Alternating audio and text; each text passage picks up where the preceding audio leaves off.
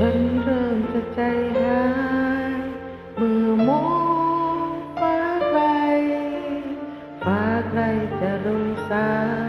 เริ่มมีแสงรำไรรู้ว่าใกล้เวลาจากกันแสนไกลหัวใจเริ่มสลายแต่จะทำเช่นไรอยากจะร้องไห้อยากให้เวลาเดินช้าๆขอเวลาสักหน่อย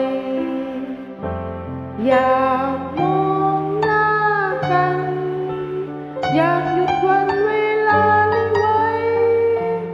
นานเท่านานก่อนจากกันขอเพียงให้เวลาพูดจาสักคำแล้วเธอจะจำจากวันนี้จนตาย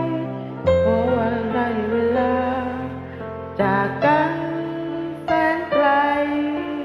หัวใจเริ่มสลายแต่เธอคงต้องไป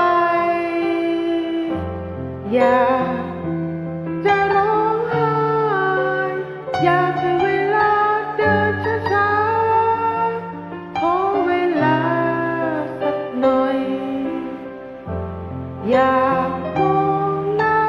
กันอยากหยุดวันเวลานี้ไว้นานเท่านานก่อนจากกันสิ่งที่ใจรู้ดีฉันเองไม่เคยมีใครรักได้อย่างนี้ฉันเธอรักอยู่เต็มดวงใจ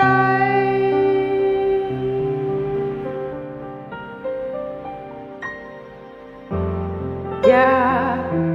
จะร้องไห้อยากให้เวลาเดินช้าๆขอเวลาสักหน่อยอยากมองหน้ากันอยากอยู่